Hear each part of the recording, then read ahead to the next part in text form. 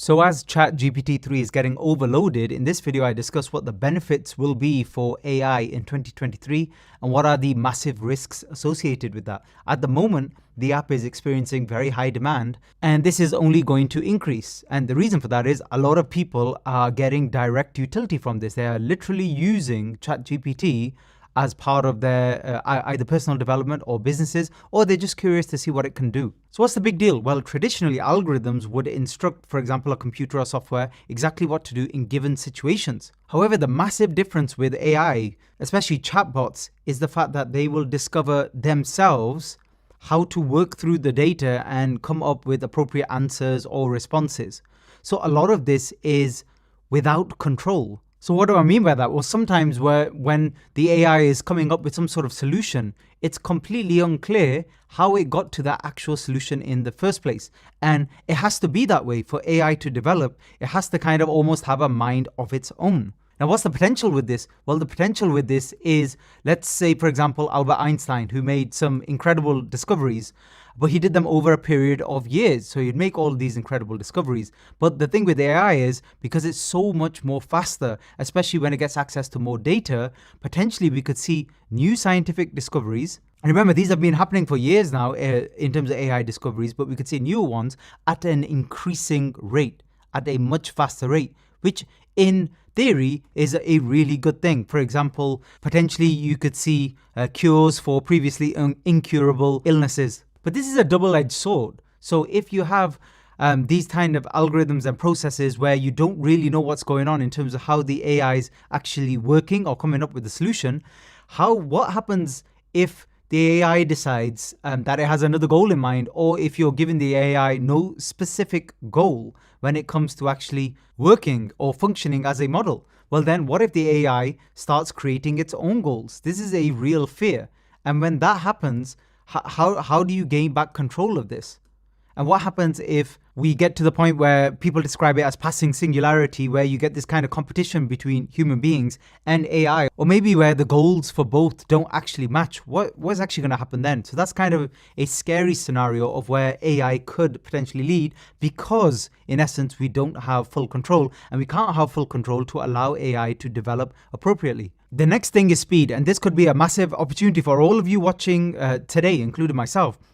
Be prepared for everything to happen insanely fast. So things that would take months and years to develop before potentially could be done within weeks. So every month now in 2023 is going to feel like a year in terms of the innovation. I'm sure you've already seen that in just the last few weeks, how people are developing all of these apps so quickly that use things like ChatGPT, OpenAI to develop on top of. It could actually get to a crazy scenario where previously setting up a startup, dealing with all of the finances, raising money, actually running the business, hiring a team, all of that would take a great deal of time. We might get to a point where all of this happens with a click of a button, because AI is advanced that much that it'll be able to do all of the tasks in a very efficient manner and a very high quality manner as well. This is really good for us. All of this is good because it frees up a lot of time for human beings, especially doing mundane tasks and activities. For example, those of you who make YouTube videos, what if their AI got to a point where it could do everything? It nearly can do. It can give you suggestions for titles, descriptions, but what if it does all of the editing? And already we have AI apps out there that can do the voiceovers as well. It can even do voiceovers of people who had passed away many years ago.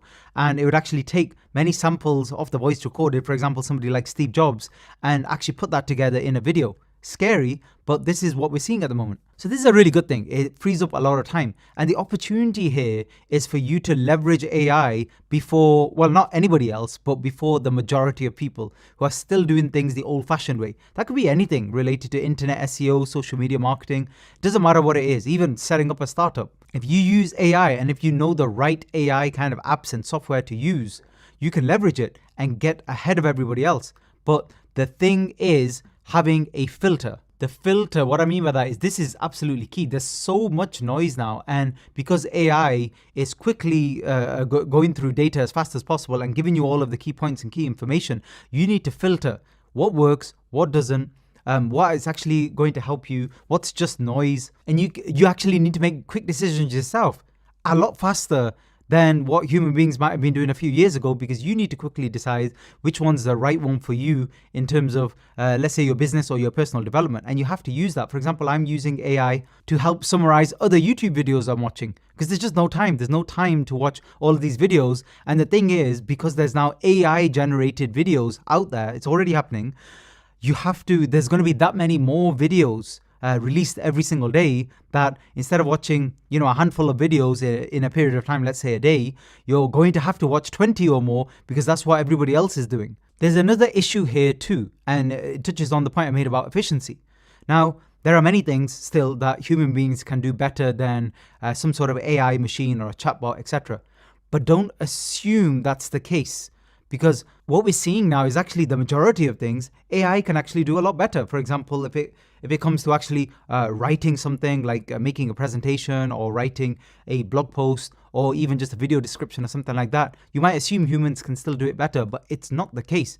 AI is catching up. And remember, because I've discussed already, the speed of development, human beings aren't really going to improve. We're kind of at capacity in a sense. And AI doesn't have that issue. It's limitless. So it's definitely going to take over. So it's better to assume that AI can already do everything better than humans. And if you assume that, you're more likely to use AI in all of these other areas. Not only does it save you time, but it'll actually improve quality. It will do a better job than you could actually do. And you'll end up doing a lot more, obviously, because of the time savings. There was that famous saying from the film Margin Call: be first, be smarter, or cheat. And I think that's very relevant right now. You're going to get people trying to do all three with AI. But here's the key, in my opinion. You're getting, I've seen a lot of videos on YouTube about people making money using AI. So you could do it in various different ways. Maybe you'll make artwork, or you can make logos for people, but obviously use art generation software. But that's not the key. For me, for 2023, the key is going to be, what's the skill there then? Anybody can type in some text prompts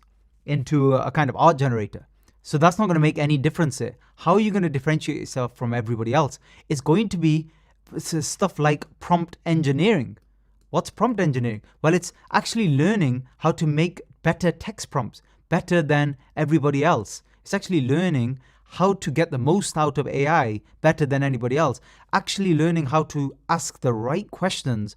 For example, with something like GPT, which I've been using, and it is really, really good. But for many questions you ask, it just kind of gives a generic response, or it says, oh, I don't have the real world data at the moment, which it probably will do at some point in 2023. And then it's going to be kind of game over, so to speak. But the other thing you can do is you can look underneath the AI. And I'll discuss this in a separate video, so make sure you subscribe. But I'm going to be going over all of the companies with the most potential when it comes to AI, and also the software that's going to be utilized more and more as we see more AI everywhere. It's that software that will experience increase in demand. So the companies that create that particular type of software and hardware, they in theory will go up in value significantly, because the playing field has changed completely here. So this is definitely an AI revolution, and it's definitely like the internet revolution, just as big. However, it could be more impactful to human beings because of the speed. But remember, with that comes that massive risk. I talked about how AI is doing everything better already than human beings. The massive risk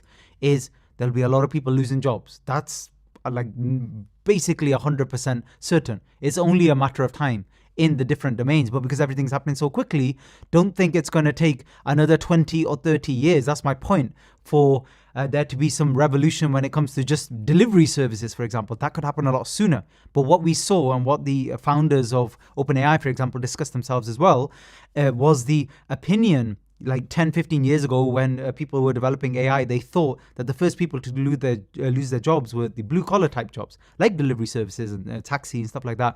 And the last would be more creative type jobs, like artists, graphic designers and stuff like that. But actually, it's the complete opposite, which is what we're actually seeing at the moment.